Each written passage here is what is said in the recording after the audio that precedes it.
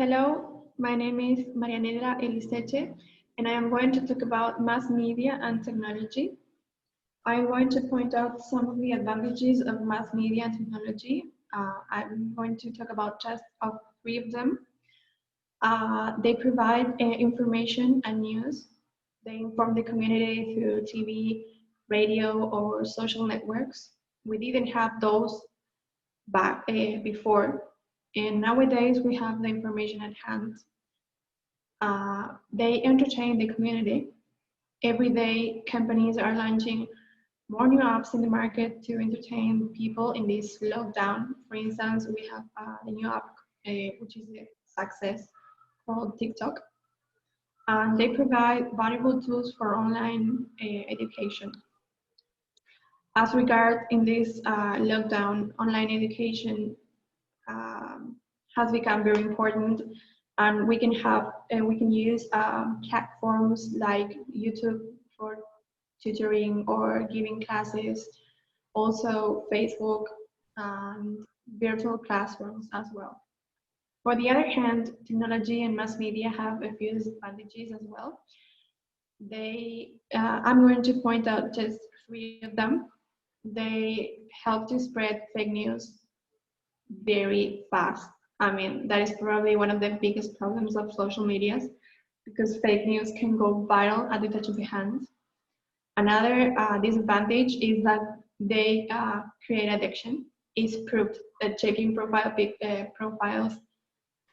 people's profiles can be even more addicted than cigarettes. And the last one, which is one of the most dangerous disadvantages for me, is cyberbullying. Cyberbullying has become part of our daily life as the users of social medias, and they can have such a negative impact that some people commit suicide because of them. Now I am going to talk about in the present lockdown, which are the roles of technology and mass media? Do you have a positive or negative? Do they have a positive or negative role, and why? Okay. For me, this crisis highlights the particular strength of social media and how they can be used for community and emotional support. People all over the world reach out to each other through social media to make sense of what is happening, and they also have providing important news about healthcare and everything the community worldwide need to know in this pandemic year. And the last question. In the article by Adam Stariano, he mentions a way of controlling workers using technology. Which other ways do you know? In your current occupation, how are employees controlled? It is useful. Do you think it is invasive? Why and why not? Okay.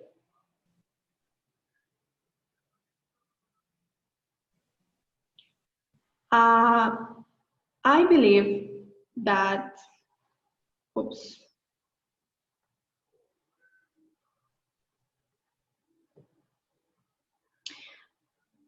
I know, it's not that I believe, I know a few other controlling technologies for workers, like ultrasonic wristbands.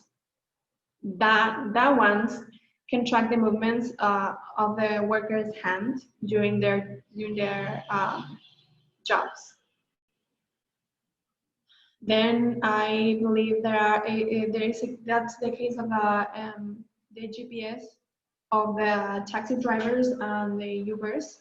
They have the GPS installed on their vehicle, and they are controlled 24/7 from the moment they open the door to when they stop to go to the bathroom. Also, I remember I heard of a company that has developed a software for monitoring employees' faces. It analyzes workers' facial movement throughout the workday. It's really freaky, but I think it's a fact by now. Well, I work as a cashier at the supermarket from Mondays to Saturdays in a small town of Formosa. So as it is a small supermarket, we are not controlled by anything techy. And after what I read, I thank God for that. but there's a person in charge and he is the one who controls our work.